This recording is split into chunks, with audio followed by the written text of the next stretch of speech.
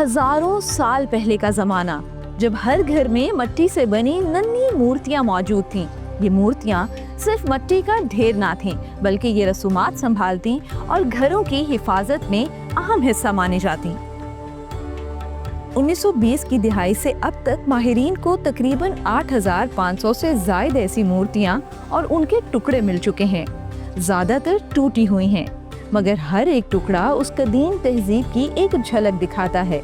हैरत की बात यह है कि हड़प्पा में दरियाफ्त होने वाली ज्यादातर इंसानी मूर्तियां औरत की थीं। इन मूर्तियों को दो बड़े इकसाम में तकसीम किया गया।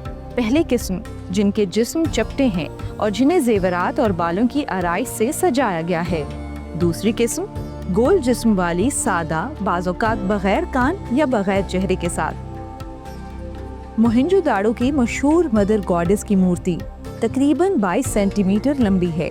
उस पर सुर्खी माइल चमकदार रंग चढ़ाया गया है। सर पर पंखे जैसा हेड ड्रेस, कमर पर बेल्ट, गले में कई हार और कानों में जेवरात। ये सिर्फ फन का नमूना नहीं, बल्कि अकीदत और निस्वानियत की अलामत है।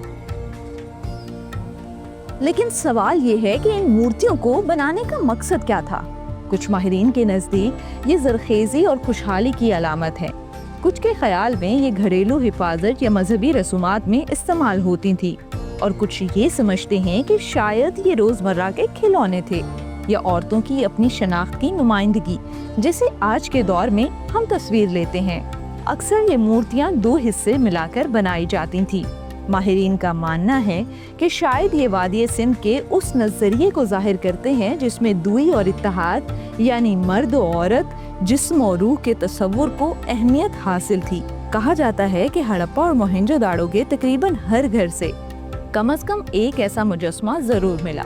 मिट्टी की ये नन्ही मूर्तियाँ दरअसल हमें ये एहसास दिलाती हैं कि जिंदगी, फन और निस्वानियत हमेशा से मुकद्दस माने जाते हैं।